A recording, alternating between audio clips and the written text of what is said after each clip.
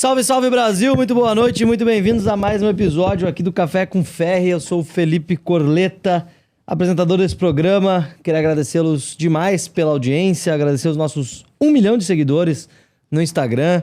Já atingimos essa marca aí, muito trabalho e bastante crescimento aí, bastante engajamento também de vocês todos que nos acompanham aqui no YouTube, no Instagram e nas outras redes todas. Queria começar aqui mais um episódio, agradecendo o nosso mais antigo patrocinador, que é a Minerva Foods.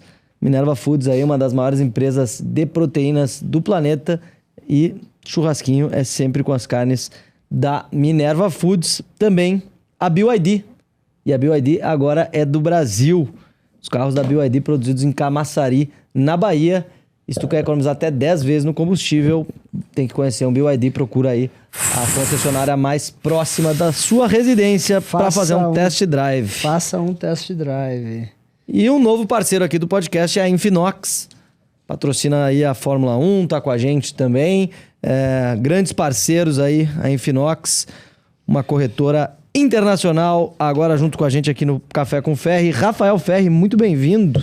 Boa noite a todos, bem-vindos ao podcast que mais cresce no Brasil, chegando a 9 milhões de inscritos nas redes, mais de 250 milhões de views. É uma explosão. E agora estamos caminhando aí para um ano complicadíssimo, que vai ser que a gente vai trabalhar para agregar informações da melhor maneira possível. Hoje com a presença especial de André Fernandes aqui, para a gente falar sobre religião, sobre cultura e mais um monte de assunto. Queria agradecer a presença do André aqui hoje. E a gente sempre abre com uma pergunta, eu queria abrir perguntando especificamente um assunto que me causa curiosidade. Eu sempre transformo cada episódio aqui em uma aula. Ao que tu atribui o crescimento exponencial dos evangélicos no Brasil? Bem-vindo, André. Valeu, irmão. Obrigado. Eu acredito que o crescimento é fome por algo que seja maior do que uma experiência com a religião ou com algo do tipo. A gente consegue numa igreja evangélica, vamos dizer assim, ou em algumas manifestações da igreja protestante, uma experiência com o sobrenatural que ela é quase palpável. A gente tem, por exemplo, até pouco tempo atrás, alguns cultos religiosos ministrados em latim. Como é que você consegue acessar o entendimento da palavra se ela está sendo ministrada numa língua que você sequer entende? Então, eu acredito que a linguagem, ela é muito simples, normalmente nos cultos protestantes, proximidade, a ideia de ser uma comunidade muito relacional. A gente não tem uma separação tão grande entre vamos chamar assim, clero, os fiéis. A comunidade evangélica, 90% dela é constituída por uma relação muito forte. As pessoas se conhecem, as pessoas elas vão tendo experiências e vão crescendo na fé à medida que vão se envolvendo com a igreja. A cultura do voluntariado é algo muito forte. Então você tem alguém que é um grande executivo na Faria Lima, mas ele é novo na fé. Você vai chegar num culto e ele vai estar servindo talvez no estacionamento, ele vai estar ajudando num projeto de ação social. Eu acho que isso gera um senso de pertencimento muito forte. E eu acredito porque é o que eu vi na minha jornada, no meu descobrimento da fé, e é o que a gente vê na nossa igreja acontecendo todos os dias. Pessoas chegam com dúvidas, chegam com fome, chegam com crise, e elas encontram ali na igreja um lugar não só de receber, mas de dar destino também, né? A igreja, ela ativa muito a questão do entendimento de um chamado. Você nasceu para algo maior, você carrega algo que pode ser compartilhado com alguém. Então, se você for pegar alguém que começou a caminhar com Jesus e 10 anos depois, se for uma jornada de fé saudável, ele começa querendo respostas para mazelas dele, para dúvidas, inquietações. Depois de um tempo, ele começa a querer entender como ele pode ser útil, como ele pode tocar pessoas, como ele pode fazer algo que gera um impacto. Depois de algum tempo, esse cara ele já está envolvido, ele tá liderando um grupo, ele está conhecendo a palavra, ele está enfim, acolhendo quem está chegando. Então, eu acredito que isso talvez seja uma das respostas pelas quais o movimento protestante tem crescido de forma exponencial. Pertencimento, proximidade e simplicidade, né? Mas por que tu acha que a Igreja Católica perdeu muitos fiéis nos últimos anos? Onde tu acha que eles não exploraram bem a manutenção desses fiéis? Eu não costumo falar muito sobre, nem fazer paralelo, primeiro porque tem uma quantidade enorme de católicos que me ouvem, têm apreço e eu evito entrar nesse lugar de ser alguém que analisa religiões, né? Meu chamado não é sobre isso. Eu posso falar como alguém que já participou da Igreja Católica e hoje não participa mais, talvez um hiato de transição geracional, muitas pessoas mais velhas liderando, poucas pessoas mais novas participando dessa transição. A Igreja Católica tem, nos últimos anos, feito um trabalho incrível, com boas novas, renovação carismática, o movimento de jovens tem crescido muito. Porque quando você não tem essa continuidade, você cria um hiato geracional. Você tem dois extremos, né? A palavra de Deus fala que quando o Espírito fosse derramado sobre a carne, os velhos teriam sonhos, os jovens teriam visões e os nossos filhos e as nossas filhas profetizarão. Então você imagina, você tem uma geração mais velha que ainda tem sonhos, mas eles não têm visão para tirar do papel, porque passou o timing deles, né? Você tem uma geração mais nova que tem visão. Eles têm visões de como fazer, de como aplicar. Mas se ela se divorcia da geração mais velha, você tem jovens com muito ímpeto, mas sem sabedoria e conselho. Você tem anciãos com muita sabedoria, mas sem vitalidade para tirar do papel. Então eu acredito de verdade que a conexão entre as gerações, ela gera uma continuidade, né? Então, talvez em algum momento a gente tenha perdido na Igreja Católica essa conexão entre as gerações, mas é só uma opinião. Eu tenho uma pergunta ligada a isso também. Segundo especialistas aí, o crescimento do número de fiéis da igreja evangélica pode influenciar diretamente o resultado das eleições no Brasil. Tu acha que isso é algo criado pela mídia ou tu acha que realmente pode ter efeito prático? Eu não tenho dúvida. Até porque isso é completamente independente do posicionamento que a igreja evangélica possa ter nos seus púlpitos ou não.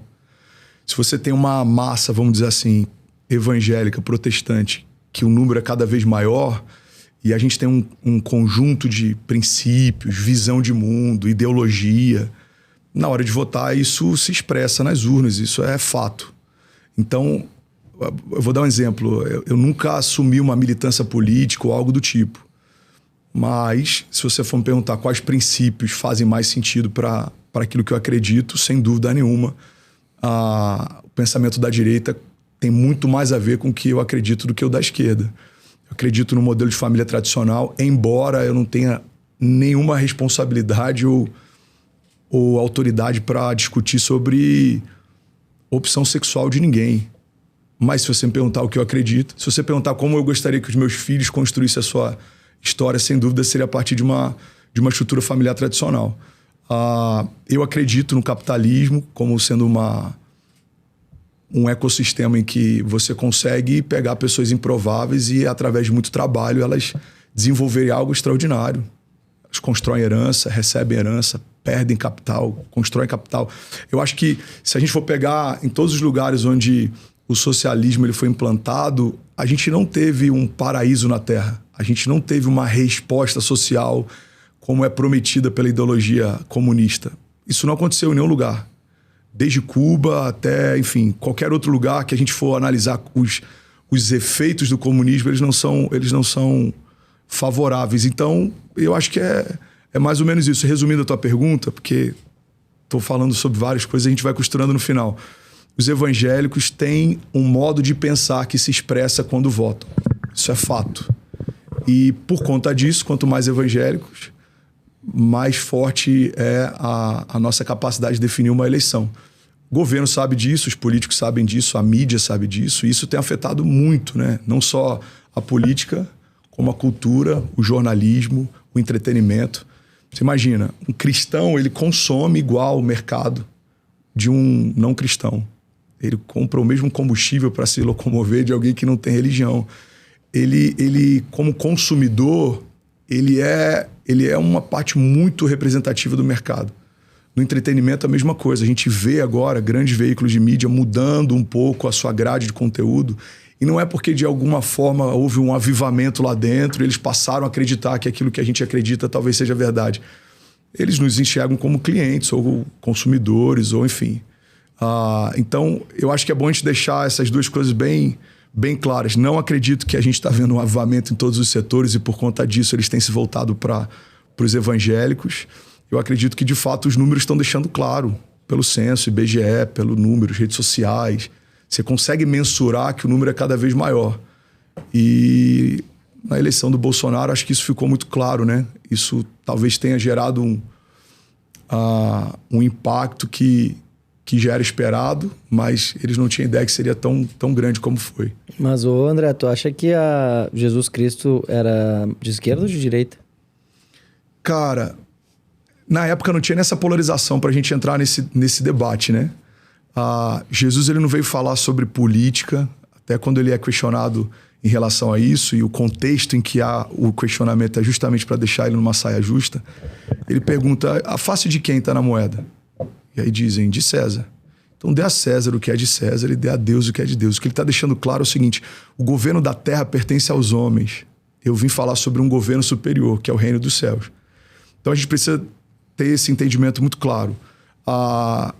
Quando a gente fala sobre direita e esquerda, é uma forma talvez até superficial da gente... Míope, né? Da gente resumir um diálogo, uma conversa, porque imagina se a gente tivesse que ficar falando de todos os adendos, de ambas as agendas, a gente levaria muito tempo. Porque vai se associar, por exemplo, muito à esquerda uma ideia de solidariedade e à direita uma ideia de tradicional, mas não, na verdade não é só isso, né? O problema é a prática, né? Uhum.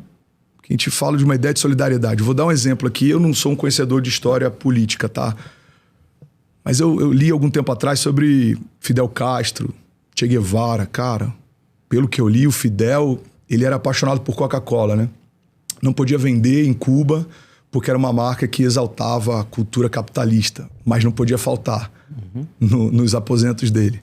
Ele usava Rolex quando ia para as reuniões em outros países. Então, o problema do comunismo, acho que é uma hipocrisia que muitas vezes se expressa. Eu não estou dizendo que quem é de esquerda é hipócrita, mas eu acredito que em muitos momentos a aplicação dessa agenda se torna hipócrita, porque ela consome muito justamente aquilo que ela combate. A gente tem, por exemplo, alguns players políticos que combatem a questão de acúmulo de capital, mas na primeira oportunidade viajam para a Disney, compram bolsas de marca cara. Então, o que a gente vê? Quando tem a oportunidade de fazer diferente, fazem exatamente igual a todos aqueles que eles combatem. Eu acho que isso coloca em xeque a ideologia. Talvez se a gente visse uma parte desse núcleo seguindo à risca essa ideologia, a gente poderia até conseguir mensurar, mas a gente não tem amostragem.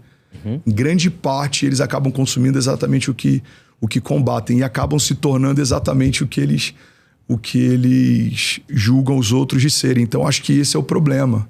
A gente ouve, por exemplo, eu não estou falando de governo A, B ou C, mas a gente ouviu muito sobre o governo do amor ou sobre essa plataforma do amor. A gente não está vendo amor nesses últimos anos. Ou a gente não está vendo algo diferente do que se via antes. Então, eu acho que talvez esse seja o grande desafio.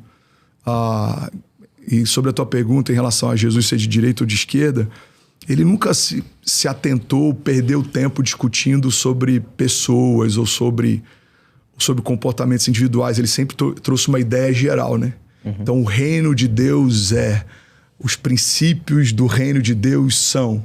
E aí cada um entende como quer se mover a partir disso. Senhoras e senhores, o nosso convidado dessa noite é o André Fernandes, que é um líder espiritual, um autor de best-sellers, tem mais de 4 milhões de inscritos nas redes, e fala muito sobre propósito, fé, superação. Muito bem-vindo, André, aqui ao podcast. Obrigado, irmão. Eu queria te perguntar uma coisa, qual que é a diferença entre religião e fé?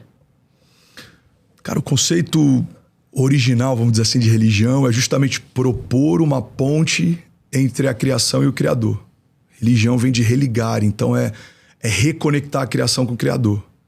A gente acaba usando, principalmente no Brasil, o termo religião como pejorativo. Então é muito comum, principalmente entre os evangélicos também, a gente fala muito sobre isso, né? Deus não quer uma religião. O que a gente quer dizer quando expressa nesse contexto que dá um tom pejorativo? A religião por si só, ela é muito danosa, porque ela pode se tornar só mais um sistema. E talvez o pior dos sistemas, porque usa Deus como justificativa para várias coisas. pode se tornar um sistema de controle, pode se tornar um sistema de domínio, pode se tornar um sistema de alienação, pode se tornar um sistema que ela leva quem segue para a agenda de quem lidera. Agora, vamos imaginar a religião no conceito mais puro. Vamos imaginar uma aplicação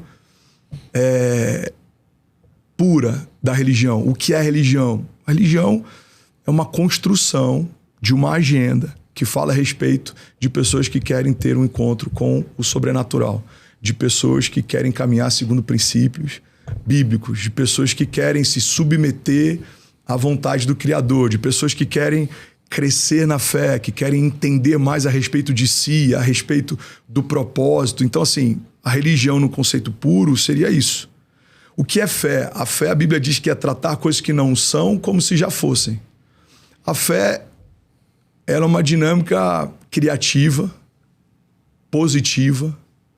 Ela se move a partir de esperança, porque ela trata algo no futuro que ainda não existe como se já existisse. A fé, ela crê que o impossível, ele tem uma limitação. E a limitação do impossível é o agir de Deus. Uhum. Quando Deus entra em cena, nenhuma impossibilidade natural consegue impedi-lo de fazer algo. Então, a fé em ação nada mais é do que a paz sobre o caos, a cura sobre uma enfermidade, a restauração de um casamento quebrado, a reconciliação de pais e filhos. A fé, ela fala a respeito disso, né? Ela, de fato, ela subjuga a terra. Então, a oração do Pai Nosso, o que Jesus propõe é justamente isso, que seja feita a tua vontade na terra como já é feita no céu. Então, o propósito da fé é trazer a realidade do céu para a terra. Não é fazer aqui algo diferente do que é. O câncer continua sendo câncer, o problema continua sendo problema, o boleto continua sendo boleto. A fé, ela parte da ideia de que existe uma realidade superior. Ou seja, o tumor, ele é real, mas eu creio que a partir do sangue de Jesus esse tumor pode ser expelido ou cancelado. Então, a fé pura e genuína, ela não gera em você uma alienação. Você não começa a olhar para o mundo e achar que as coisas não são o que são. Não, as coisas são o que são, mas existe uma realidade que está acima de todas elas. Isso é fé. André, deixa eu te perguntar sobre um pouco de polêmicas aqui. A parte. Sabe que tem gente que tem medo de vir aqui, porque eu faço perguntas duras. Eu só faço perguntas simples. Imagina se eu fizesse perguntas duras, aí não via ninguém, né? Uma vez eu falei com o ex-presidente da Câmara, Arthur Lira, eu falei, cara, é o seguinte, eu até vou, mas se tu me apertar lá, ninguém mais vai. Ele falou. Sim.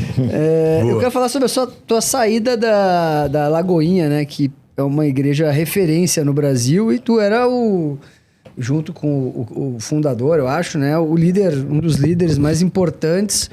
E do mais absoluto nada, teve um rompimento aí, eu não sei por que cargas d'água, eu vou te dizer que realmente eu não sei, estou realmente trazendo aqui a pesquisa que a gente fez, e eu queria ouvir de ti, por que tu saiu da Igreja Lagoinha, que era, eu acho que a tua casa praticamente, né? Sim. E teve esse rompimento até tu criar a tua própria... Congregação? Congregação? Pode ser. Fé, agosto do ano passado, a gente teve uma reunião e eu fui aconselhado a focar mais no ministério evangelístico. A gente construiu em 3 anos e meio o campus mais relevante atualmente da denominação. Isso é inquestionável. Batizamos milhares de pessoas, talvez mais de 15 mil delas, batizadas em 3 anos. Eu lembro que quando eu assumi, a gente veio para passar 15 dias aqui, fazer algumas cruzadas de milagres. Tinha acabado de receber o Green Card em fevereiro, a gente veio e tivemos a direção de ficar. Então, o campus que a gente assume é muito diferente do campus que a gente entrega. A gente assumiu um campus, tinham pessoas incríveis, uma igreja saudável, mas ainda em construção, né? Eram 1.000 metros quadrados ali, talvez 500 ou 600 membros. A gente veio se tornar um campus de 115 mil metros quadrados em 3 anos e muitas pessoas começando a sua jornada de fé, conversão, salvação, batismo, cura, milagres. Então o que a gente viveu, cara, foi extraordinário e eu nunca vou esquecer do que a gente viveu, em especial Alphaville. A gente plantou a igreja de Miami, The Field, participamos alguns anos atrás do Ministério da Lagoinha no Rio de Janeiro. Então a nossa história eu acho que a maior parte dela é incrível, assim. apresentei meus filhos na igreja, fui consagrado a pastor na igreja, então não tenho o que falar em relação a isso. Em agosto é dada essa direção, e aí começa algumas discordâncias, vamos dizer assim, de visão de futuro nos bastidores.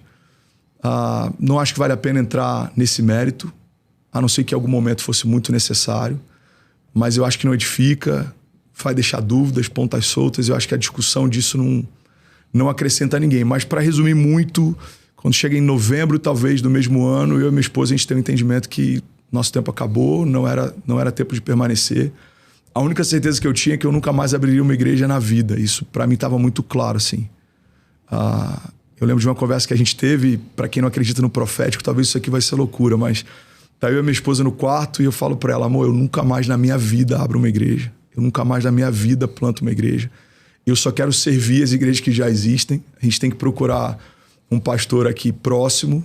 Pensei na época, na ocasião, um pastor que tem em Campinas, que ama a vida dele, é um cara muito sábio, caráter irrepreensível. Falei, eu acho que a gente tem que caminhar com ele, ser pastoreado e a gente pregar. Vamos continuar, eu vou continuar escrevendo livros, eu vou continuar, enfim. E aí eu lembro dela falar assim, amor, você foi chamado para isso, se você não fizer mais isso, o Senhor te leva. Eu falei, amor, se for para me levar, que ele me leve essa semana. Mas eu tô decidido, eu nunca mais planto uma igreja na minha vida. E aí dá alguns dias, Ferre, a gente recebe uma ligação de uma profeta da República Dominicana. E ela fala, André, eu vi você e a sua esposa no quarto e o Senhor me mostrou vocês conversando. E a sua fala era, nunca mais planto uma igreja na minha vida. E vocês discutiam sobre onde congregar. Mas assim diz o Senhor. E, cara, para resumir muito, a gente se derramou ali talvez uns 15 ou 20 minutos de ligação.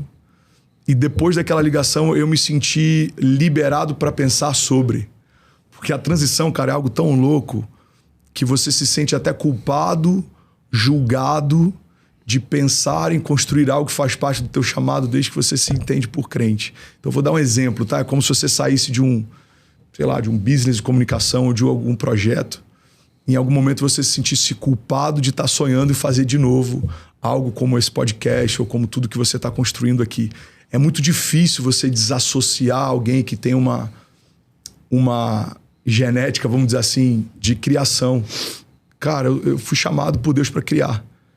Deus se expressa através de mim de forma criativa. Eu amo criar. As pessoas até brincam que aonde eu chego, começa uma reforma, começa uma construção. Mas eu acredito de verdade que a ideia de você criar um espaço que não existe, criar um projeto que não existe, criar um ministério que não existe, isso faz com que as coisas se tornem melhor depois que você chegou. Então, eu não sei como era essa sala antes de vocês chegarem, mas eu tenho plena convicção de que está melhor do que estava antes de vocês entrarem aqui. E eu acredito que a gente é chamado para isso. Cara, e aí a gente começa. Eu tenho um rancho e tenho um celeiro de madeira que tem 100 metros quadrados, que a gente fez para ser o nosso espaço social. A gente passou o Natal lá, enfim, aniversário dos nossos filhos são todos lá. E a gente fala, irmão, a gente não tem uma direção para onde ir, a gente só sabe onde não ficar. Assim como Deus fez com Abraão. Abraão, ele não fala para onde ele vai, mas ele fala onde ele precisa sair. Ele fala, sai da tua terra, sai do meio da tua parentela e vai para o lugar que eu vou te mostrar. E eu acredito que em vários momentos Deus faz isso. A transição de Deus nem sempre aponta um caminho claro, mas começa por uma ideia de onde não permanecer. E a gente começa a se reunir nesse celeiro de madeira, 80 amigos, 100, 120, 150. E aí a gente dá então em fevereiro desse ano esse passo e abre o nosso ministério em São Paulo. André, deixa eu te perguntar sobre as polêmicas da internet aqui. Existe uma polêmica na internet que eu li que tu saiu da igreja por causa de um problema com um helicóptero. Tu comprou um helicóptero, não sei o que do helicóptero, e aí deu um racha na igreja por causa do helicóptero. Podia explicar para nós a polêmica do helicóptero? Claro. Cara, o helicóptero foi comprado pela igreja, para a igreja, em nome da igreja, pago com dinheiro da igreja. Primeiro ponto, assim, se tivesse algo escuso ou estranho, eu teria comprado o helicóptero para a igreja, talvez no meu nome, eu teria comprado para mim, usando o dinheiro da igreja. A gente comprou um helicóptero em 4 cotas, esse helicóptero está voando, inclusive. Os cotistas, alguns têm até uma certa relevância, ele está funcionando normalmente. Quando a gente comprou, eu comprei de alguém que eu conheci no sul do Brasil, que é um cara incrível, inclusive, seu Irã, empresário gigante, dono de hospitais. E a ideia na época era começar a Lagoinha em São Paulo. Então, a minha visão era, eu vou pregar em Alfa, a gente vai para São Paulo, volto para Alfa. Eu tinha acabado de receber a regional. Então, como líder regional, tinham mais de 40 igrejas debaixo da minha liderança. 40 Lagoinhas. 40 Lagoinhas. E aí, Quantas são? acho que 600 e pouca, talvez. Eu não sei como é que tá o número hoje. São 600 templos. Isso. Em vários países, né? Eu não sei como é que tá o número hoje, porque eu não sei se cresceu. Isso em quanto tempo? Cara, são mais de 60 anos, né? A denominação. 60 anos. É. Esse crescimento exponencial, ele é mais recente, mas a denominação em si, ela é bem histórica, assim. E ela já foi, como é que eu posso dizer? Pioneira em vários movimentos de avivamento na nação. A história da Lagoinha, vou dizer, Pastor Márcio, Diante do Trono, Ana Paula Valadão, o André como cantor teve uma influência muito grande em relação a isso. Depois a expansão para a Lagoinha no Rio. Você tem vários movimentos da Lagoinha que foram marcos na igreja evangélica, e isso é inquestionável. Então, assim, quando a gente compra uma das cotas, parcelado em várias vezes. A igreja. A igreja. E aí tem um problema numa peça que se chama Governador. E a gente liga para o antigo dono e fala, seu Irã, tem um problema com uma peça aqui. E ele falou, não me responsabilizo, eu entreguei em funcionamento.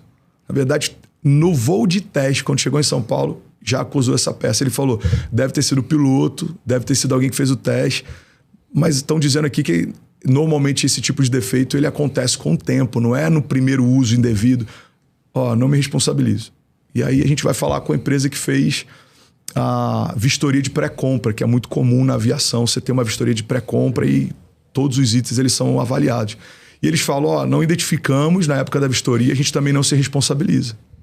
E aí os cotistas falaram, cara, vamos forçar então uma resolução, vamos segurar o pagamento desse mês e vamos marcar para a gente se reunir. E assim foi feito. Ela foi paga inteiramente até o mês de junho, se eu não me engano. Acho que suspende o pagamento julho e agosto, ou junho e julho. É feita a notificação extrajudicial e, para resumir tudo, e a gente não perder muito tempo com isso, foi feita a quitação em juízo, foi 100% paga, liberada na ANAC para voo, está em pleno funcionamento, não está comigo, não foi comprada no meu nome. E agora, o que a igreja fez depois que eu saí... Por que foi envolvido nessa polêmica, então? Fé, desde fevereiro do ano passado, não quero entrar muito nesse contexto, porque... Eu acho bom explicar, porque eu vai ouvir. Então, eu vou falar de forma superficial, porque eu não quero entrar num campo de batalha, de querer provar que eu tô certo. O próprio tempo já está se encarregando disso, muita coisa está vindo à tona e vai trazer cada vez mais clareza. Mas para resumir, cara, tem muita narrativa que desde fevereiro do ano anterior começou a ser construída para criar um personagem, uma persona que é muito diferente de quem eu sou. Então, assim, a minha origem é simples, eu vim do absoluto zero, ministerialmente falando ainda mais. Eu sou o cara que sempre esteve em todos os mutirões, reformas, construções. Eu sou o cara que, plantou mais de 5 igrejas e nunca ficou com nenhuma delas. Sempre me submeti à minha liderança, sempre amei a obra de Deus. E vivi nos últimos 3 anos um crescimento explosivo num lugar que é uma bolha em relação ao Brasil. A Alphaville é muito diferente. Então a gente tinha, assim, pessoas que às vezes iam congregar, chegavam de helicóptero. A gente tinha pessoas que vinham de jatinho particular, pousavam lá no Catarina para congregar e assistir um culto. A gente tocou pessoas de todas as classes. Então, Carapicuíba, Osasco, comunidades, Campinas, pessoas que vêm de Curitiba, Rio de Janeiro. Então, assim, o que Deus fez nesses últimos 3 anos foi algo muito exponencial. E talvez isso tenha gerado incômodo em alguém ou em algum sistema. Eu acredito que todas as vezes que algo exponencial se apresenta, um sistema já estabelecido se incomoda. Isso acontece em qualquer meio. Isso acontece na indústria farmacêutica, isso acontece na política, isso acontece no sistema religioso. A Bíblia diz que quando Jesus ressuscita Lázaro, os religiosos se reúnem e começam a tramar a morte dele. Então olha que louco. De um lado você tem um povo feliz com a ressurreição de Lázaro, impactado com o que está acontecendo. Você tem os testemunhos se alastrando. Do outro lado você tem homens que governavam, que se reúnem e começam a dizer entre si, esse cara está indo longe demais. Se a gente não parar, ele vai fazer uma revolução. Esse cara acabou de ressuscitar alguém. E eles tramam a morte de Jesus. Por que Jesus é crucificado? Jesus não é crucificado porque ele é um cara legal. Tim Keller é um pastor americano, ele diz, você não crucifica caras legais, você crucifica ameaças. Então, eu lembro que quando a gente alugou o estádio do Allianz, fez um evento incrível, pela primeira vez na história, né, do Brasil, um evento de 6 horas ininterruptas, não só transmitido em TV aberta, mas ele 100% gerado por uma igreja. Cara, o que a gente viveu foi um marco. E eu lembro de muita resistência, de líderes exponenciais na nação, questionando, se levantando contra. Então, para resumir, cara, a tua pergunta, eu gosto de criar um pouco de contexto e depois eu vou pro resumo. Desde fevereiro daquele ano, muitas matérias começaram a sair e depois eu comecei a ter acesso ao backstage de alguns desses canais e uma boa parte delas foi encomendada. Muita gente queria que eu não estivesse mais no lugar que eu estava, que eu não tivesse mais o tamanho que eu tinha, ou que eu não fizesse mais o que eu fazia. Se você me perguntar quem, cara, eu tenho algumas impressões, mas eu não posso de verdade te dizer porque eu não tenho certeza. Agora, eu acredito que houve sim uma construção de uma narrativa absurda, mas eu estou em paz, estou deixando o tempo falar. O tempo, cara, ele se fosse uma divindade seria semideus, porque o tempo não tem boca, mas o tempo fala. O tempo não tem mão, mas o tempo move. Eu acredito, e eu não sou um cara, não sou bolsonarista, embora tenha um carinho muito grande pelo Bolsonaro. Eu acredito que muita gente que militou contra e que talvez até gritou morte ao Bolsonaro em algum momento, hoje talvez está percebendo que não deve ter feito a melhor escolha. Ou que talvez foi muito influenciado ou inflamado por uma narrativa. Então, assim, de tempos em tempos, cara, a gente vê narrativas destruindo pessoas, cancelando pessoas. Ontem eu estava no jantar e estava o Rubinho Barrichello, e a gente começou a conversar, eu fui perguntando uma série de coisas que, como todo brasileiro, cara, que entende pelo menos uma boa parte do que aconteceu, você começa a criar uma revolta. Porque era para ele ter sido campeão, aquele cara extraordinário. Ele foi um piloto, assim... Era para ter sido campeão. Cara, extraordinário. Mas ninguém tem ideia do que aconteceu no rádio, no backstage. Ninguém tem ideia do contexto, do sistema, das ameaças. Só aquele cara sabe o que ele viveu. E aí ele falou assim, cara, sabe quando o Brasil vai entender o que eu realmente fiz como atleta? Quando eu morrer.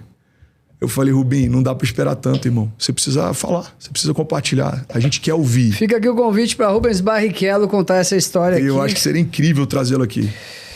Deixa eu fazer outra pergunta aqui. Eu quero seguir com... eu tenho duas perguntas. Teve aqui o Nicolas Ferreira e teve aqui também o Rodrigo Silva. Ambos criticaram bastante essa parte da ostentação. Uhum. Né? Então, pastor lá com um relógio de 700 mil, Ferrari... porque, pelo que eu entendo, o pastor, ele...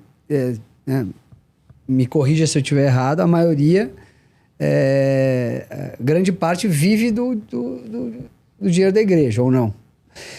Qual é a tua opinião? Uma boa parte, sim.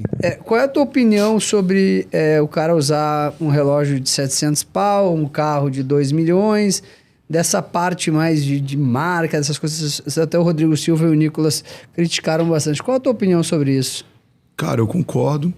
Se você for olhar um dos cortes que mais viralizou, patrocinado, inclusive, para que isso acontecesse, era um corte em que sugeria que eu estava fazendo um leilão na igreja de relógio. Aquele culto foi um dos cultos mais poderosos que a gente já viveu. Eu preguei uma mensagem chamada O Poder da Entrega. E a proposta da mensagem daquele dia era: a gente não pode investir algo que custa mais do que um dia a gente já investiu em ação social ou missões. A gente não pode se gabar ou portar algo que denuncia a nossa omissão em outras frentes. E aí a premissa era, eu falei, olha, eu ganhei esse tênis aqui. Eu peguei um tênis, eu falei, esse tênis eu usei uma vez e eu tô doando para a igreja, ok? Não é mais meu. Alguém paga X nesse tênis? E aí alguém falou, eu pago. Então vai lá e passa na maquininha da igreja, faz a oferta para a igreja, não é mais meu. E eu continuei pregando descalço. E o que eu falava é o seguinte, tem algum problema eu ter um tênis caro, ou uma bolsa cara, ou... Cara, tem, a partir do momento que ele denuncia a minha omissão em outras áreas. Eu acho que talvez esse seja um ponto de equilíbrio. Não só para um líder religioso, mas para todos nós. A gente tem uma população de 8 bilhões de pessoas, a gente produz alimento que em média, serviria 12 bilhões de pessoas. Então a gente tem um déficit que não é de produção, é de exagero. Então qual que é o ponto, Ferri? Você acha que tem problema você sair para jantar hoje com a tua esposa e comer bem, ou viajar bem com os teus filhos? Cara, não dá pra gente gerar culpa em algo que faz parte do fruto do teu trabalho. O problema é quando a gente tem os extremos, os exageros. O problema é quando a gente tem um pastor que se torna um exemplo de ostentação. O problema é quando a gente tem dentro da igreja e a partir de líderes religiosos uma preocupação que é fútil, que está justamente ligada àquilo que a gente deveria combater. Então, eu acho que isso não é um aferidor de medida, tá? Mas eu vou dar um exemplo. Cara, eu preguei por uns 2 anos e meio usando um moletom preto e isso virou quase meu uniforme. Se tornou meme em algum momento, depois se tornou parte da minha construção de imagem. Eu lembro que eu fui recebido pelo presidente. Que nem o Thiago Nigro agora. Então, pois é, cara. Tô tentando mudar um pouco. Sair da parede preta, eu tô tentando usar um look um pouco mais claro. Maíra Cardi tá fazendo aqui a parte do... E é engraçado, eu não acho que a gente é tão parecido, mas uma galera acha, né? E aí eu falei com ele esse dia, eu falei, irmão, tem alguém muito chateado com você, cara. Eu saí de uma churrascaria e aí veio uma senhora me abordar e falou, não acredito que você tá aqui, você assina pra mim o seu livro? Eu falei, claro, pega lá, por favor. Aí ela trouxe o livro, do 1000 ao 1.000.000. Aí eu falei, não, mas eu não sou o Thiago. Aí ela falou, para, Thiago, com isso, assina pra mim, meu filho ama você. E até aquele momento eu tava achando que era brincadeira. Eu falei, não, senhora, eu tô falando sério, eu sou até amigo do Thiago, mas eu não sou o Thiago. Aí ela, Thiago, esperava mais de você, e saiu furiosa. Aí ele falou, cara, na próxima você assina, por favor, só pra não deixar ninguém chateado comigo. Mas brincadeiras à parte, cara, o que eu acredito é que os extremos, eles são danosos em qualquer meio. Se você for pragmático demais, ou se você for tendencioso demais na forma como você conduz, isso gera dano. Se um líder religioso ele começa a se perder nessa questão de ser vaidoso demais ou enfim, fútil, isso desconstrói justamente o que ele como líder espiritual deveria propor. Então, cara, eu concordo com... Eu não assisti todos os trechos, mas o que eu assisti do Nicolas eu concordo plenamente. Não assisti o do Rodrigo Silva, um cara que eu tenho respeito, mas se ele veio pela mesma linha, eu concordo plenamente. E como eu estava te falando, eu lembro que eu fui convidado para ir no Palácio. Em 2022, eu cheguei no Brasil para fazer as Cruzadas de Milagres e fui recebido lá pelo Eduardo, pela Michelle, pelo Bolsonaro. Fui com meu moletom de costume. Alguns amigos falaram, cara, você está indo conhecer o presidente. Eu falei, cara, eu prego o evangelho com moletom. Não tem por que eu não poder conhecer o presidente da República com moletom. O que eu faço de mais extraordinário e glorioso é pregar o evangelho todo domingo, cara. Se o moletom não é um problema para isso, não deveria ser um problema para nenhuma outra função. Então, assim, eu não vejo problema de acessar coisas boas, não vejo problema de viver coisas simples. Se você for na nossa igreja hoje, é um espaço gigante, mas extremamente simples. A gente está fazendo campanha para comprar os assentos dos vasos sanitários, não tem vaso para todos os banheiros ainda. A gente faz reuniões com um ventilador de pé e tudo muito adaptado. E tá tudo bem, cara. Sempre foi assim a minha construção. Eu lembro quando eu cheguei em Alfa, tinha escala entre os voluntários para levar panela para fazer o almoço dos voluntários.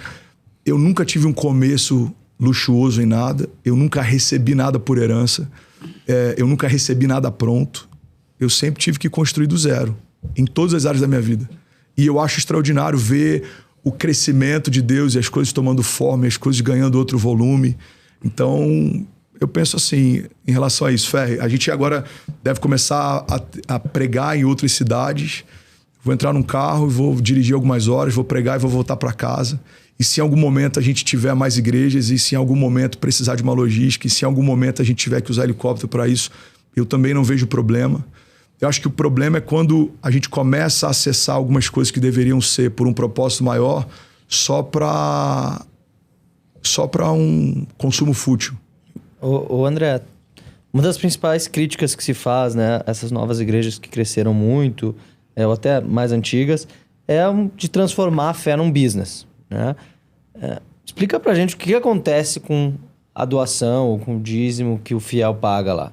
O que acontece com esse dinheiro? Ele vai ser usado para fazer obra, ele vai para o bolso de alguém, varia de igreja para igreja, mas como que funciona esse fluxo? A pessoa foi lá, doou, o que vai acontecer com aquele dinheiro? A pessoa sabe, a pessoa não sabe? Cara, isso depende muito, eu não posso falar aqui por todas as igrejas, tá? Eu vou falar pelos que eu já liderei.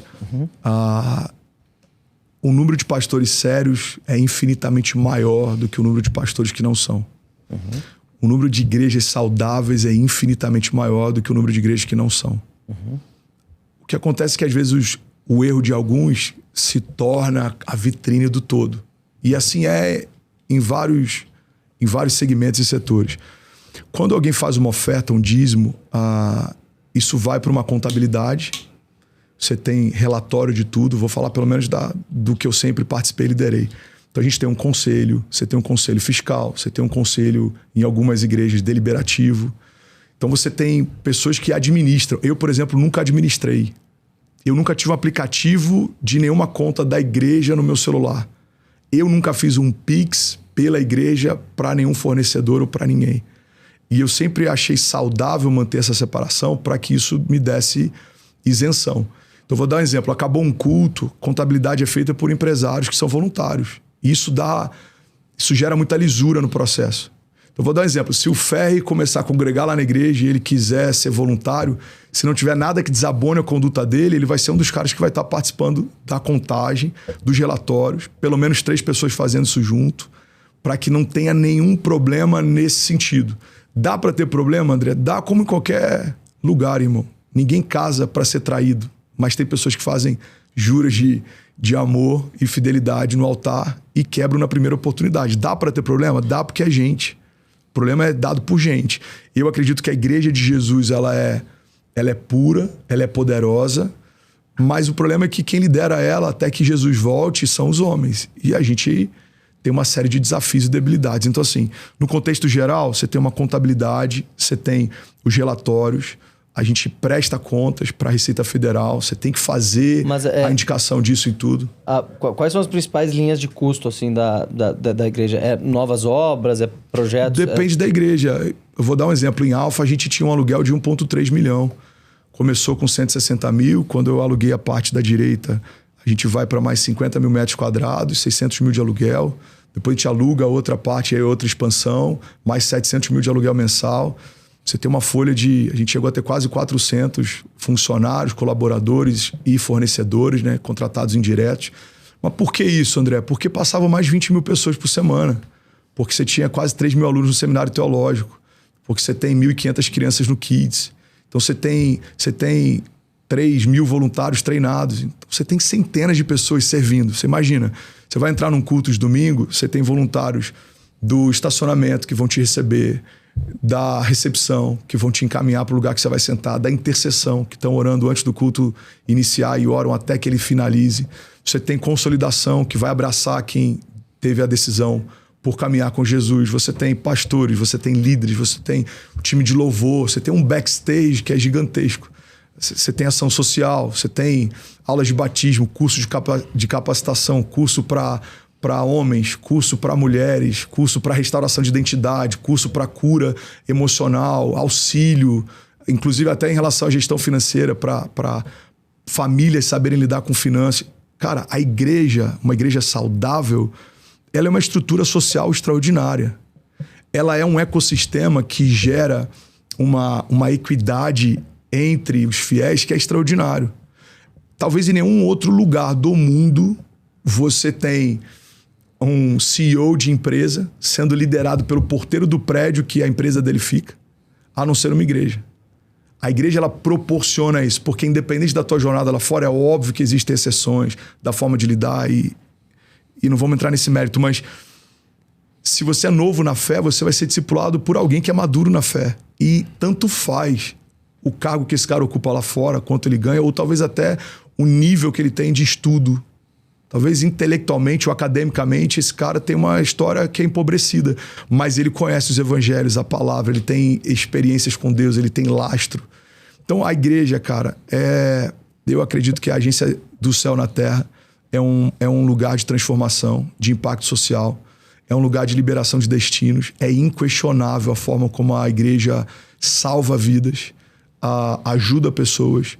E se a gente quisesse tirar o sobrenatural da igreja, ainda assim seria um dos lugares de maior impacto social, e eu não tenho dúvida disso. A igreja faz o que o Estado não consegue fazer. A igreja faz o que a política não consegue fazer.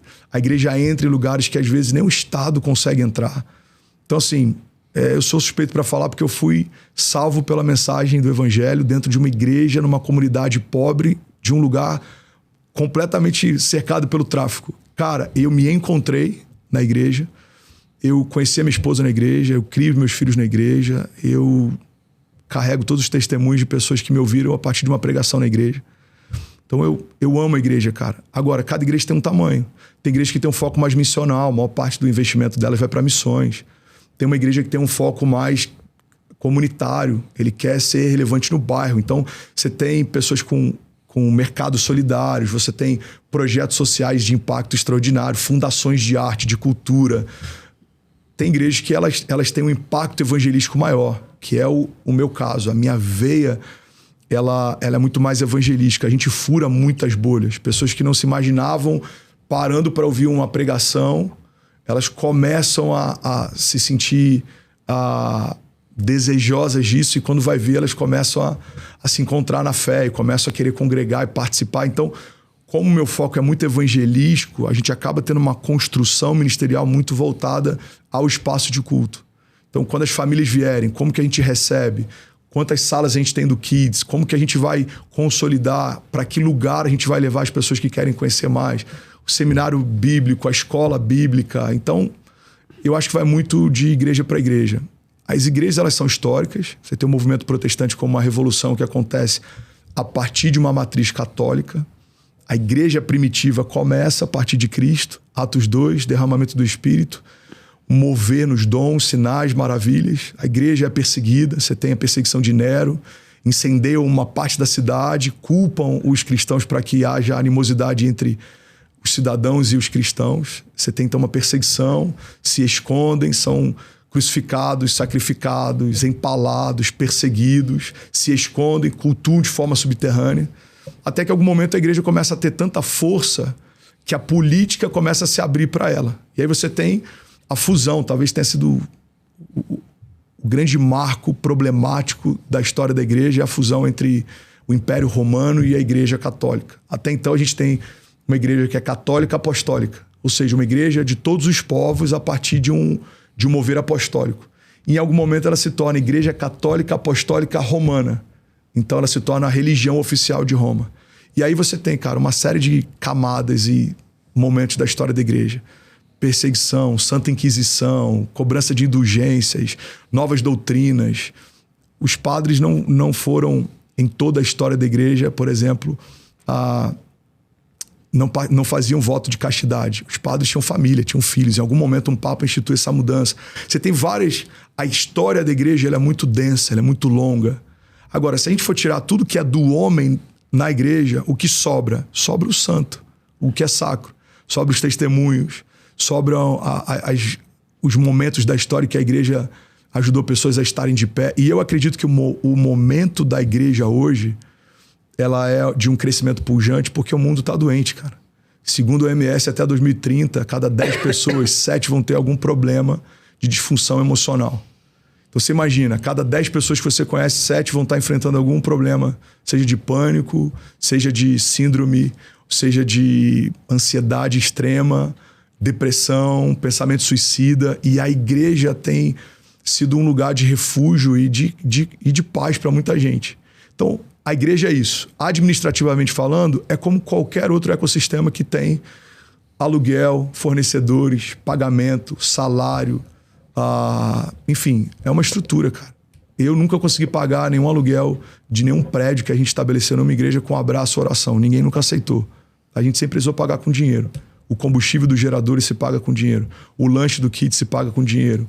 O salário dos funcionários, os insumos de limpeza, as pessoas que trabalham na segurança, os equipamentos, o som, a luz, as cadeiras onde as pessoas se sentam, a infraestrutura no entorno, tudo isso se paga com dinheiro.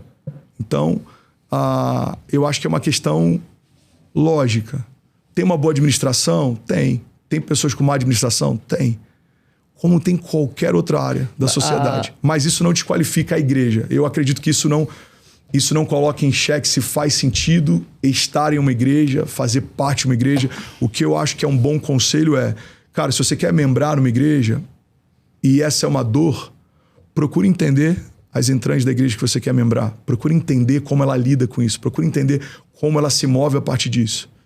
Mas eu acho que não é um motivo para a gente desacreditar ou desqualificar a igreja em si. Essas contribuições que são feitas pelos fiéis, elas são de caráter obrigatório, voluntário? Como é que funciona isso? Assim, uma pessoa pode frequentar e nunca botar um tostão? Não pode? Cara, o único lugar que você pode ter uma contribuição obrigatória é numa seita. Talvez uma seita faria dessa forma. Uma igreja, ela tem um princípio, que é um princípio bíblico, relembrado em vários momentos, faz parte da doutrina de fé, da cultura da igreja, que é o seguinte: a oferta ela é voluntária.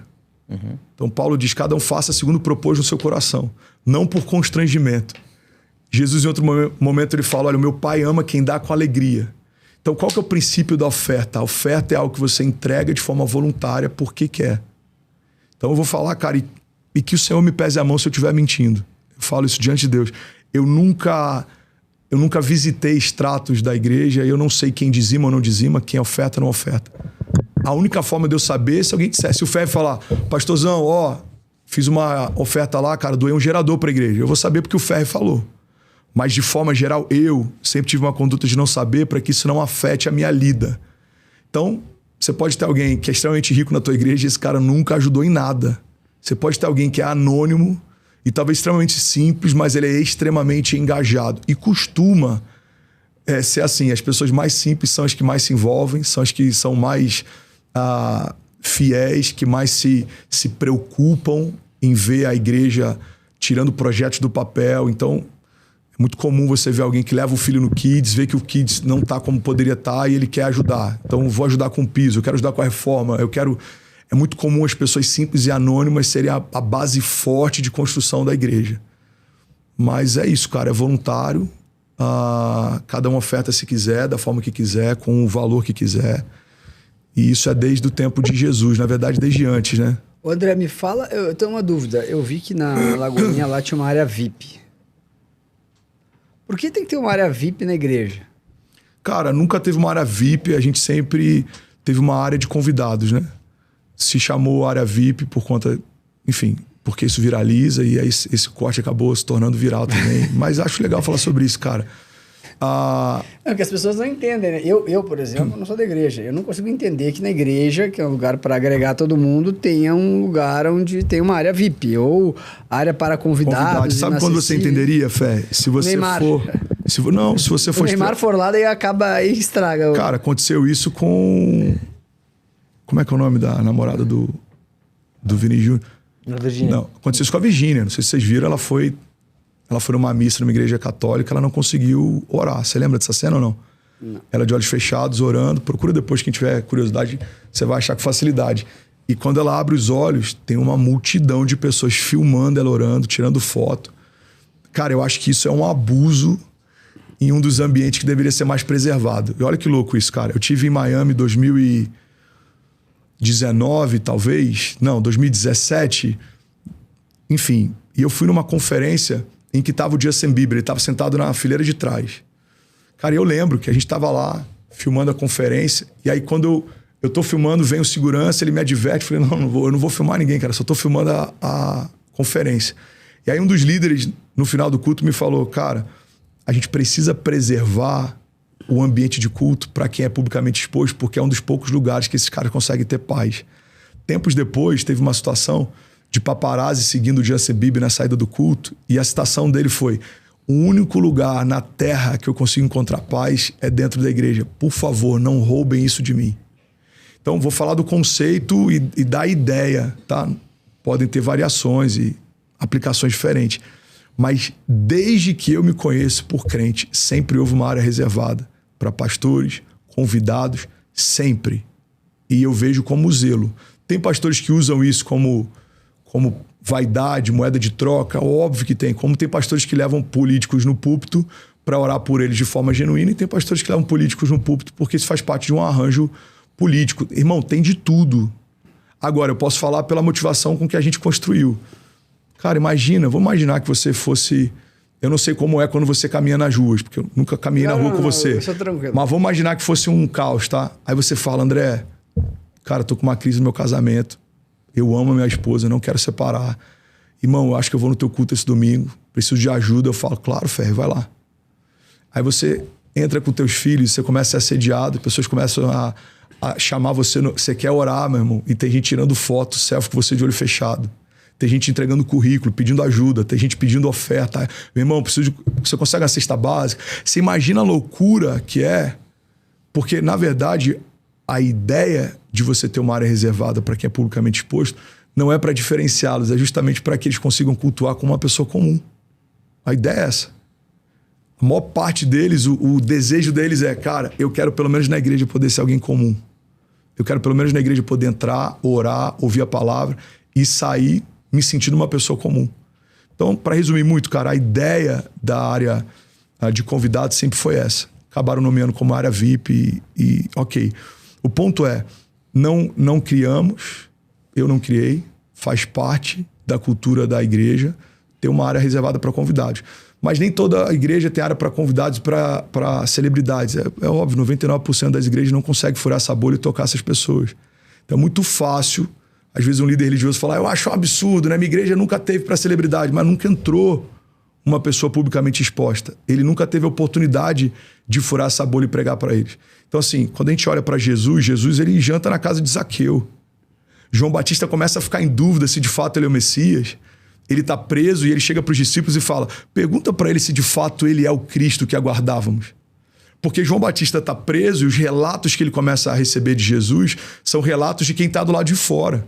Irmão, o homem que preparou o caminho para o ministério de Cristo começa a ter dúvidas se de fato Jesus é o Cristo por conta de coisas que ele fazia, pessoas que ele andava, mesas que ele sentava, porque isso para eles era escandaloso.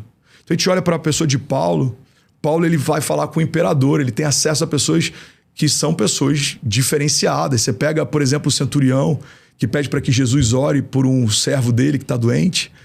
Aquele centurião, para ocupar o lugar que ele ocupava como liderança de uma centúria, ele obrigatoriamente falava mais de um idioma. Ele era um cara poliglota, ele era um cara bem posicionado socialmente. O que você quer dizer com isso, André? Eu quero dizer que o lugar onde Jesus é sepultado é um lugar cedido por José de Arimateia, um homem de posses. Você vê ao longo da história mulheres que financiavam o ministério de Jesus. Ou seja, a grandiosidade, seja do lugar que for, seja financeiro, seja de alcance, seja de cadeiras que se ocupa, seja do que for, não deve ser um problema para a igreja, porque a igreja foi chamada para apacentar e liderar os governantes, os príncipes. Então eu sou chamado para aconselhar homens de governo, homens de grande posição social, homens que lideram muitos homens que estão à frente de corporações, CEOs. Eu tenho um grupo de mentoria com empresários que alguns ali tomam decisões que afetam muitas pessoas. Cara, isso é uma graça. Poder ter alguém na mesa de conselho que vai falar sobre Cristo, que se o cara falar, irmão, tô em crise, o conselho nunca vai ser, meu irmão, arranja uma amante e vai esparecer. O meu conselho sempre vai ser, cara, luta pela tua casa, blinda a tua família, pensa nos teus filhos, não esquece da eternidade. Então, assim, a base e a premissa dessas mesas, a gente sempre fala sobre eternidade, família e propósito. A minha provocação com esses caras sempre é, irmão, a eternidade é real. O que você tem feito no pouco tempo que você tem?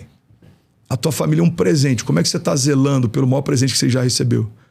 E a terceira pergunta é, você tem um propósito que antecede a tua existência.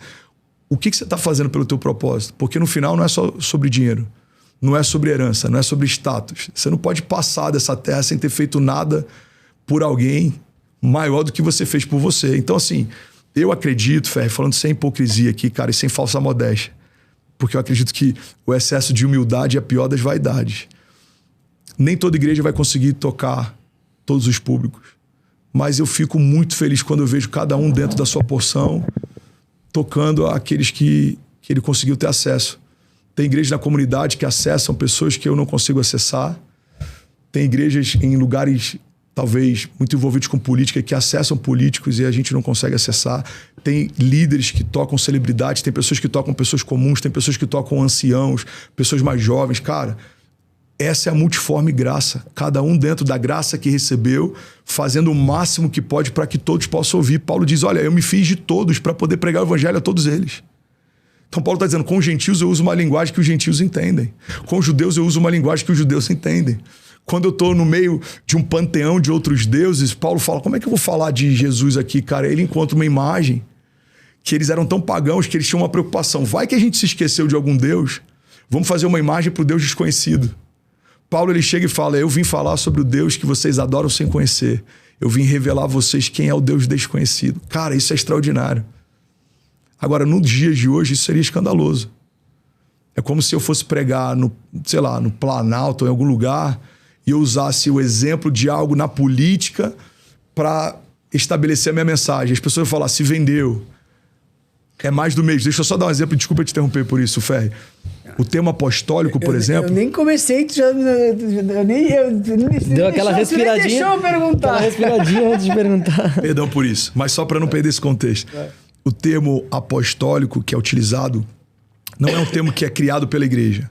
É um termo que já existia pelo Império. O Império Romano, ele tinha os apóstolos. O que eram os apóstolos? Antes de Roma assumir um lugar, antes de Roma dominar uma geografia, ele enviava os apóstolos para que eles começassem a difundir a cultura do Império Romano.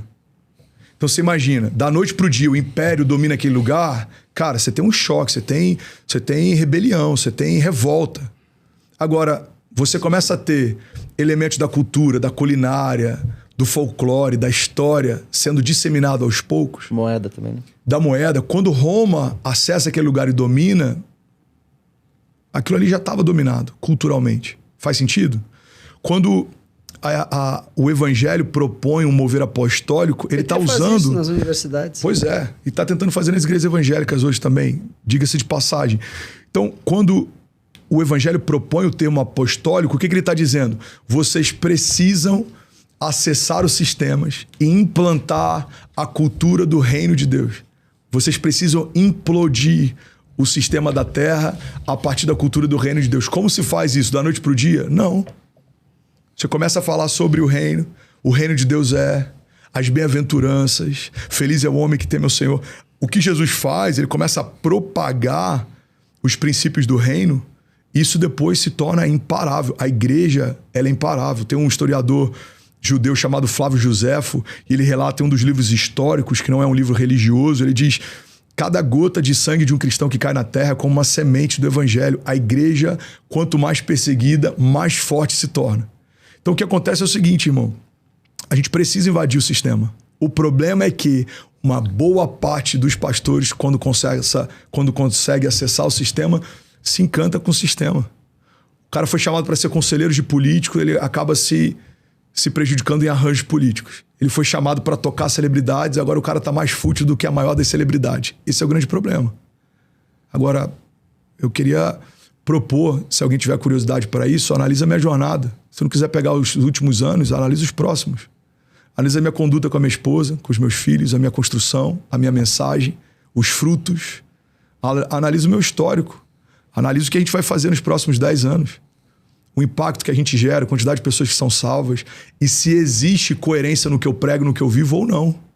Então, você não vai ver o meu nome citado, em nenhum repasse de valor de nenhum político, de INSS, de Banco Master. Você não vai ver, não tem como. Alguém pode até em algum momento querer dizer que, agora, nos sigilos bancários, quando forem quebrados, vai ficar muito claro. Eu não tenho como cultura ou como prática esse tipo de incoerência, porque eu acredito de verdade que o favor de Deus é tudo que eu preciso. E é por isso que eu não tenho também um sentimento de culpa quando o favor de Deus começa a operar coisas extraordinárias. Então, não me sinto envergonhado de te receber uma reunião na minha igreja essa semana com um ventilador de teto, um copo plástico e um assento talvez doado ou danificado. Não vou me sentir constrangido em talvez em algum momento te receber em um campus lindo, bem construído, estruturado, porque, cara, tudo que é saudável cresce. Agora, tudo que cresce é saudável, André? Claro que não.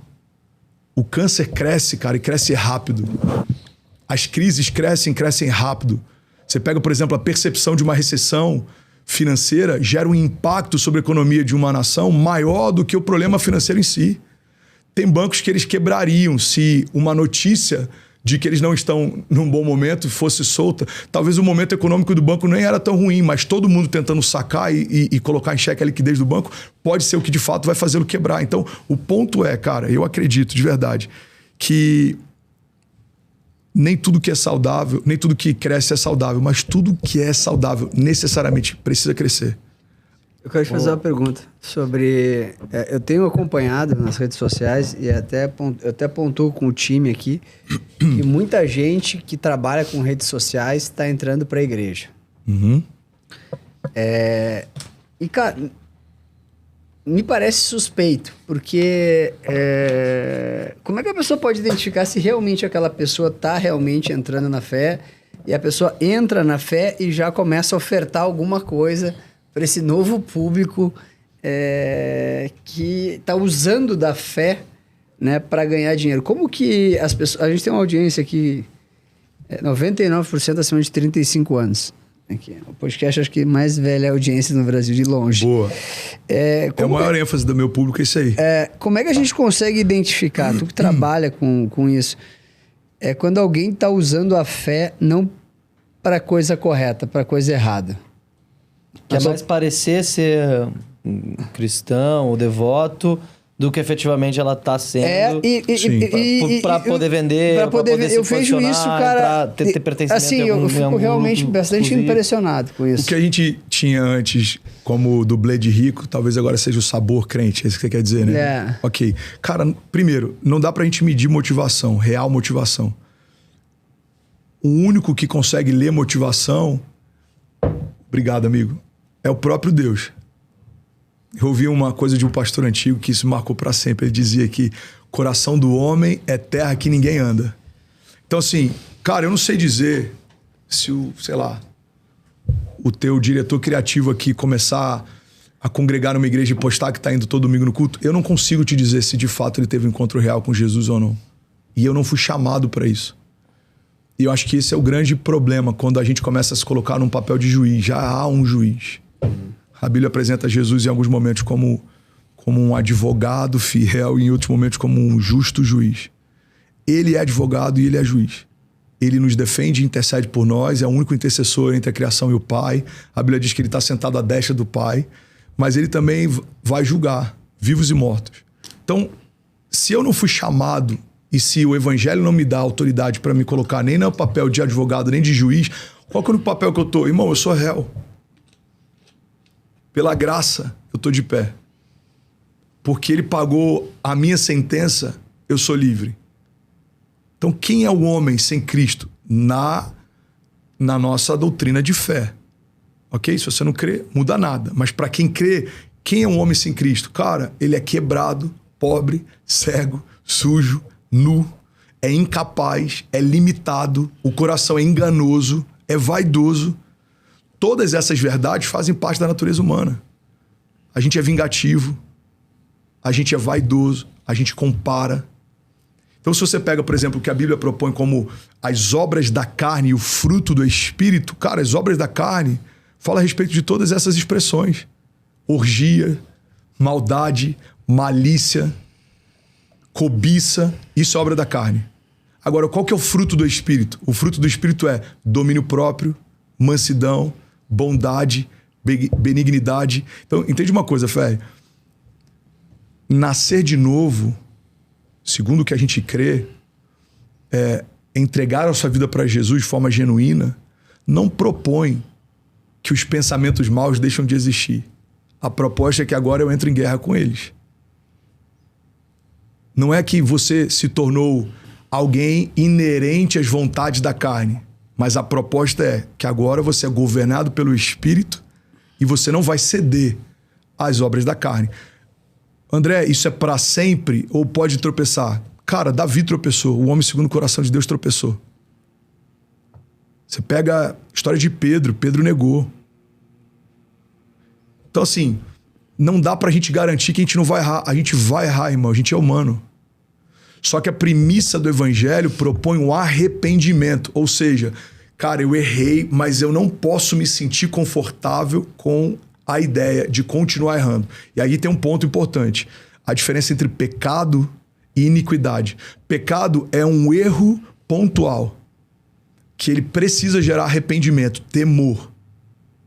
Agora, a iniquidade é uma cultura de erro. É uma cultura de pecado. Então, vou dar um exemplo, tá? Você sei lá, perdeu a linha, trocou uma mensagem com uma mulher lá no funcionário aqui. E você fala, cara, o que eu fiz, velho? Amor, eu queria conversar com você. Cara, eu acabei trocando mensagem que eu não deveria, me arrependi, tô envergonhado, me perdoa. Chega pra outra pessoa, cara, não vai acontecer de novo, desculpa por isso. Eu, sei lá, um exemplo, né? Não sei se isso daria um problema trabalhista, mas eu vou te dispensar, ou vou te remanejar, reposicionar, whatever. O que é iniquidade? Cara, você caiu com essa mulher. E agora você todo dia planeja como eu consigo ter um encontro com ela hoje sem minha mulher saber. Como eu consigo marcar uma viagem de trabalho para poder ter tempo com ela. Isso é iniquidade. O que é iniquidade, cara? É uma cultura de pecado. É quando não tem temor. É quando a gente não tem mais a ideia de que aquilo vai ser punido. Eu vou prestar contas. Aquilo é errado. Aquilo quebra princípio. Então, eu não tenho como medir se alguém é santo, 100% santo, tá querendo ser santo, ou se alguém é falso, é fake, só quer se posicionar. E eu acho que ninguém tem que ir para esse lugar, cara. Porque esse lugar, além de enganoso, nos coloca num lugar em que a nossa medida começa a ser maior. Olha o que a Bíblia diz. Na mesma medida em que medires, será medido. Então, olha o que a Bíblia diz, cara. Por exemplo, em Provérbios 11:25 diz assim, o generoso prosperará, mas a parte B do texto diz, aquele que dá alívio a outro, alívio receberá. A lei da semeadura, cara, ela é antes, durante, depois da lei. Ela continua apesar da graça. A graça não anula a lei da semeadura em nada. A Bíblia diz, de Deus não se zomba. O que o homem semear, certamente colherá. Então, o que a Bíblia quer dizer? Irmão, primeira coisa, tua jornada é individual, a salvação é individual. Você não vai ser salvo pela fé do teu pai. A tua avó era a mulher mais temente que você conheceu. Você não vai ser salvo pela fé da tua avó, por mais que ela ore por você. A intercessão pode te ajudar em muitas coisas, mas ela não pode salvar. A salvação, segundo a nossa regra de fé, acontece por uma confissão pública, que ela aconteceu por um arrependimento. Eu me enojei do que eu me tornei. E eu quero abrir mão disso. Então eu confesso publicamente, cara, eu sou pobre, cego, nu, errado, fútil, mas eu quero me tornar imagem e semelhança de Jesus. Então eu quero entrar nessa jornada de santificação. É uma jornada, Ferri. Não é no primeiro ano, no segundo, é uma jornada. E a gente tropeça, a gente levanta. E a gente aprende, a gente se quebranta, a gente se envolve. É uma jornada. Agora, André, você acha que todo mundo que vai no teu culto, levanta a mão e fala que crê em Jesus foi salvo? Cara, infelizmente não. Mas eu creio que muitos que continuarem congregando, em algum momento vão ter uma experiência real. E essa experiência vai levar eles para um lugar de quebrantamento. E esse quebrantamento vai levar para um lugar de santificação. E as coisas vão acontecendo, como em todas as áreas da nossa vida, cara. Porque Deus não é um Deus que faz todas as vezes de forma imediata. Tem milagres que ele age imediatamente, mas a maior parte dos milagres de Deus acontecem de forma processual. Se não fosse assim, Cristo teria sido encarnado com 30 anos e já começava o ministério de milagres na primeira semana. Cara, segundo a Bíblia, ele veio no ventre de uma mulher virgem. Ele foi gerado como bebê, ele foi ensinado como criança, ele aprendeu na sinagoga e no tempo certo, ele então é batizado e começa o seu ministério. Então, meu irmão, se Jesus teve alguém para preparar o caminho, que é o próprio João Batista, se Jesus levou 30 anos para iniciar o seu ministério, como que eu posso achar que eu vou estar pronto no meu primeiro mês de conversão? Como que eu vou achar que eu vou estar pronto nos primeiros anos de caminhada com Deus? Eu acho que é muita presunção nossa. E eu acho que é muita arrogância tentar medir a jornada do outro. Não dá para saber. Não dá para saber. Então tem políticos que são presos, aí daqui a um mês, notícia, fulano de tal começou seminário teológico na cadeia. Primeiro pensamento que a gente tem, natural, vamos ser sinceros, o cara só quer redução de pena. Ele quer limpar a barra dele com opinião pública. Agora vamos lá. Pode ter algum caso de algum cara que no fundo do poço ele recebeu uma palavra de alguém, um pastor que estava lá, um culto que acontece na prisão, e esse cara, de fato, ele tem uma mudança de vida? Pode. Qual que é o meu papel? Cara, torcer para que seja real. Meu papel não é julgar se está sendo real ou não, porque eu não tenho esse poder. A Bíblia diz que Deus não vê como o homem vê. Irmão, olha para mim. Tem pessoas com aparência de piedade que são maldosas. Tem pessoas com semblante neutro que são extremamente humanas, bondosas, misericordiosas. Não dá pra gente saber pela persona, Ferri. Eu não consigo olhar você e ler se você é um cara bom de verdade ou não. Sou mal. Se você me convidou para de fato extrair o melhor de mim ou só propor pontos polêmicos que vão gerar corte. Não dá para eu mensurar. O que eu preciso fazer? Cara, eu vou acreditar e esperar o melhor. Agora, eu posso sair daqui e eu posso falar, cara, eu esperava mais. Eu esperava outra coisa. Mas não dá para saber. Então, qual que é o ponto? Aqui é entrevista, não tem conversa. É isso. Não tem choro nem vela. É isso. Então, qual que é o ponto? Só para concluir agora, perdão.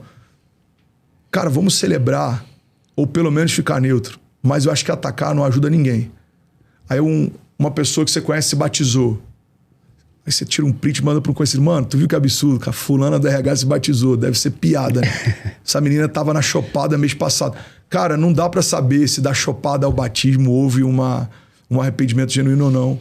Qual que é o meu papel? Ou eu fico neutro, que é aquele velho ditado. Se você não puder ajudar, pelo menos não atrapalha. Ou eu vou torcer, cara. Eu vou torcer para que seja real. Agora, é real ou não? Só Deus sabe, irmão. Ô, André, eu queria te ouvir sobre a experiência que vocês têm com fiéis que têm problemas com bets. Qual que é o tamanho do problema da bet e até onde isso chega para vocês dentro das igrejas evangélicas? Cara, a bet é um tumor, é um problema sério, é legalizado e isso é um problema ainda maior, porque o máximo que a gente pode fazer é combater. Vou falar dentro das igrejas, tá? Quebra todos os princípios. Publicamente a gente pode combater com a nossa opinião. Mas é algo que é muito acessível, cara. Quantidade de pais de família viciados nisso, que estão colocando a sua família em crise, mas eu digo crise assim, absoluta. Você tem relatos, e isso não é novidade para ninguém. Tem postagens de carrossel de vários prints de pessoas que mandam pra Bet dizendo, pelo amor de Deus, cancela o CPF do meu marido, não deixa ele apostar. A gente tá sendo despejado e eu não tenho dinheiro para fazer compra. Então assim, você vê o desespero de mães, você vê o desespero de mulheres, tem gente que tá viciado. Por quê, cara? A Bíblia diz que o mundo jaz no maligno, isso não é novo. Sodoma e Gomorra não aconteceu semana passada. A gente vê o que tá rolando hoje, não é novo, não é recente. O dilúvio não foi algo que aconteceu porque o mundo tava bom. A Bíblia fala de homens desejando ter relações sexuais com anjos. Então assim, cara, isso não é novo. Agora, tem uma coisa que tá numa escala maior. O mundo tá doente, falei sobre isso ainda há pouco. Emocionalmente, talvez a gente seja a geração mais doente. Segundo os estudos, de fato, somos a geração emocionalmente mais doente que já pisou na face da Terra. Por quê? Cara, a gente tem um problema de vício com dopamina, a gente tem um problema das telas, a gente tem um problema da velocidade com que tudo acontece, a gente tem um problema da ansiedade, e eu acho que as redes sociais, cara, tem um papel muito importante nisso, né? As redes sociais, elas geram um comparativo inevitável. Então você tá sempre comparando o teu dia mal com o melhor dia filtrado, postado por alguém. Então você pega um dia aqui que você saiu, mano, teu dia foi um lixo, você teve problema, você tá, mano, o que eu tô fazendo, velho, da minha vida? Eu tô exausto, eu tô cansado. Aí você entra na rede social, você vê o teu amigo lá em Cancún, velho. Com a mulher dele, com a namorada dele. Aí você passa e teu outro amigo tá em Vegas assistindo o UFC, eu tô dando um exemplo. Você fala, meu irmão, só eu dei errado. O que você não sabe é que talvez esse cara tá postando uma foto, mas ele tá no hotel, mano, com remédio controlado, tá enfrentando pensamentos suicidas. O problema das redes sociais é que gera uma comparação que antes era diferente. Olha que louco isso, cara. A gente tá tendo uma geração que de forma espontânea e gratuita expõe intimidade. Antigamente você tinha que ter um paparazzi para tentar descobrir onde o cara tá jantando com a fé. Hoje em dia a gente posta em tempo real. Onde tá, com quem tá, o que tá fazendo, geolocalização, marca as pessoas. A gente tá se expondo num nível que a comparação ela é inevitável. O termo post é justamente de algo posterior. Ou seja, a ideia do post era você vive, depois que viveu, posta o que aconteceu. É posterior. O que ferrou o rolê, mano, é quando começa o live. O live é on time. Enquanto eu vivo, mostro que vivo. Só que se eu mostro que eu vivo enquanto eu vivo, isso afeta o que eu vivo.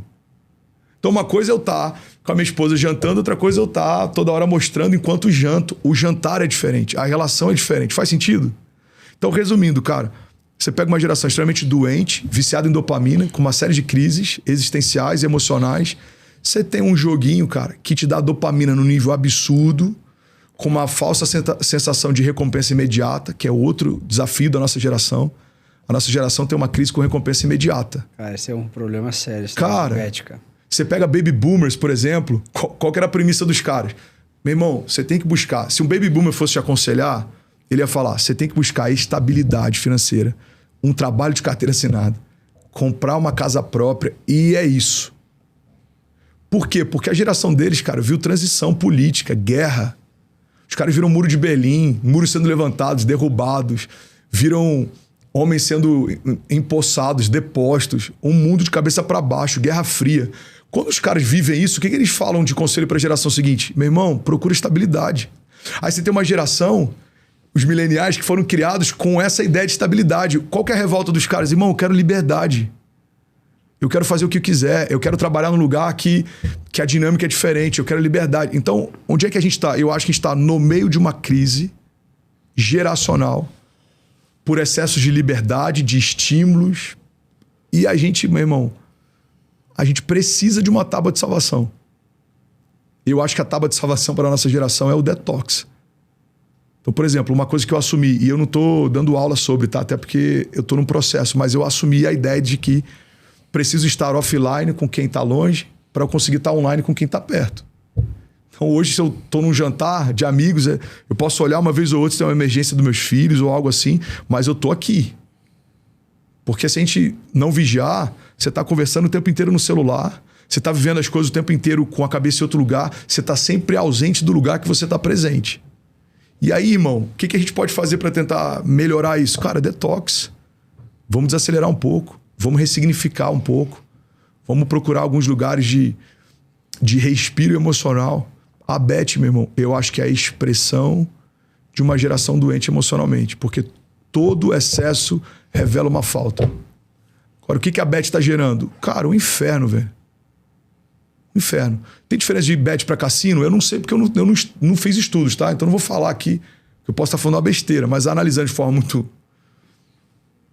distante, cara, cassino, querendo ou não, acho que tem uma premissa de um valor mínimo que você precisa, você se desloca até um lugar, é um contexto que nem todo mundo se sente à vontade. A Bet não, irmão. Qualquer um que tenha um celular, um smartphone, o cara consegue meia hora estar apostando e botando dinheiro em risco.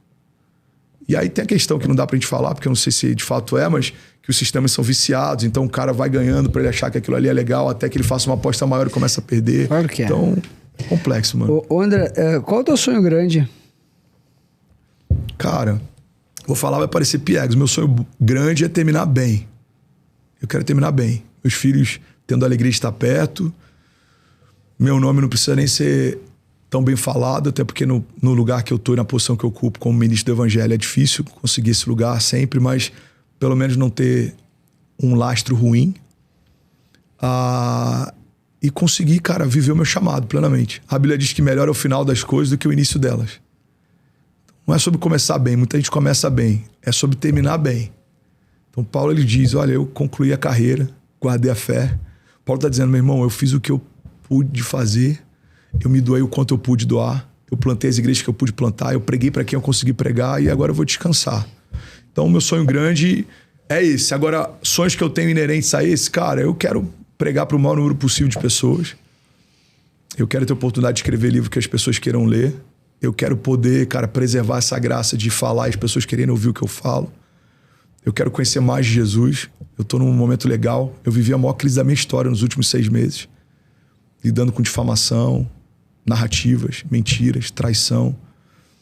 E foi um estudo social, cara. Foi um laboratório assim, social que eu vivi. Uma bela presença aqui hoje pra gente desmistificar essas coisas, hein? Sim. Obrigado, irmão. Obrigado pela oportunidade. Tu gosta de usar a inteligência artificial? Cara, eu sou bem... Eu ia usar um termo que ia entregar a minha idade. Eu sou bem newbie nisso daí, né? Mas eu comecei a usar um pouco. Comecei a usar muito com arquitetura. Então, você tira foto da fachada da igreja, você tira de algum ambiente, como é que ficaria assim? Tenta projetar aquilo, cara, e é surreal, assim, assustador. Então, se tu tá começando a aprender sobre IA, a Adapta vai te dar um ano de acesso com todas as plataformas aí, nossa patrocínio. Boa. Em breve. Boa. Ô, André, me fala uma coisa, tu gosta de jogar churrasco ou não? Churrasco? É. Eu gosto muito. Aí a Minerva vai te dar um churrasco pra levar pra casa. Então. Em breve, 5 novos patrocinadores Obrigado, aqui. E, cara, não vai ter como levar tanto presente. Esse é o podcast que mais dá presente para os convidados no Brasil. Pois é, mano. Eu fiquei sabendo que vai ter a chave de BioID também, né? Vai, Uma caneca. a chave do BioID não vai ter chave, infelizmente. Aliás, a BioID tá nos devendo o Olha aí, presente. Falou que queria usar branco agora, então Animal. tem uma roupinha da W Shirt. Obrigado, Nossos irmão. Todo o parceiros. tamanho dele? É, claro. Botou G, ele botou pela fé aqui essa numeração. Eu uso só M, cara. M de monstro. Meu tem que ser grandinho. Tá aqui o churrasco da Minerva Foods. A BioID agora é do Brasil, pai. Produzida Cara, no Brasil. falando nisso, eu usei o carro da BioID. Qual que você usou? Qual modelo? Você lembra? O Song Plus Premium. Legal, hein? Eu vi uma van agora que vai chegar. Tu já viu? Ah, aquela essa van? aí é da Denza, né? É da marca da mais... Da BioID? Da marca mais... Eu acho que tu viu no Tecar? Isso. É da Denza. equivocado, aquela- É BioID, mas é a marca premium deles. Beleza. Aquilo lá tá absurdo, né? Mano, Tá. surreal. Não, Deu sedã 7 do- milhões de views o vídeo do Tecar. Um sedã- abraço pro Tecar, já teve aqui. Hã? Você O trouxe ele sedã, aqui? Isso que eu ia BioID King, perguntar. o BioID Não, King, esse sedã é Song maravilhoso Plus eu rodei 500 km, absurdo. E, cara, tem uma coisa que é na BioID e não é merchan. É impossível competir preço com qualidade ali. Cara, é impossível. Não tem como fazer um carro naquele valor, com aquele preço, não tem como. É absurdo. Eu fiquei com um há alguns dias e eu curti demais. Inclusive, BioID, a gente está começando um trabalho em Paraisópolis de ação social. Seria incrível. Baldi. Alguns modelos da Dolphin. É o Dolphin, o menorzinho, não é? O Dolphin Mini, né? Pra gente poder levar os voluntários. Fica aí a dica. Alexandre Baldi. Boa. Fala aí. Alexandre Baldi. Pede pra mandar o corte pra ele. Boa, Alexandre. A gente tá precisando de alguns BioIDs aí, cara, pra Aliás, poder... o episódio do... Vai, toca. Não, pra poder tocar mais pessoas em Paraisópolis. A gente tá com um trabalho embrionário lá e seria muito bom contar com tua ajuda. Ok, ele ajuda, hein? Senhoras e senhores, muito obrigado pela audiência. Um oferecimento. Inscrevam-se no canal. Em breve, novos patrocinadores aqui de projeção nacional. Queria agradecer demais a todo mundo que prestigia. Esse é o podcast que mais cresce no Brasil. Tu quer falar o quê? Quando você ouvir esse estalo, você saberá que esse, de longe, é o melhor podcast. Ainda não o maior. Estamos chegando perto já, que esse slogan começou há 2 anos. Em breve, o maior podcast do Brasil. Nós estamos chegando, hein, pai? Parecia distante. Tem que falar, né? Tem que falar Parecia, parecia distante. Eu quero falar uma coisa. Eu recebi uma cacetada de mensagem dizendo que a nossa equipe de cortes é muito boa. Tá aqui o Paiva. Boa, Paiva. Os cortes do Carioca viralizaram, então com 7, 8 milhões de views. E que nossa equipe de cortes é boa. A entrevista é boa ou os cortes são bons? Porra, respeita, Ajuda, né? cara. Agora vai dizer que a equipe de corte... Todos os cortes viralizam. É a entrevista que é boa ou é a equipe de Eu corte? acho que trabalham juntos, mas tem entrevista que só o corte salva, hein? Vou ser sincero. Não adianta botar o Rubens Barrichello pra dirigir. Recados finais, André Fernandes. Onde é que o pessoal te acha? Cara, a gente tá em São Paulo, na Celeiro São Paulo. Só colocar no Waze, todo domingo, 10 da manhã, 17 horas. Tu que prega ou... Eu que prego. A plataforma de áudio, a gente tem podcast lá também, YouTube. Arroba no Instagram.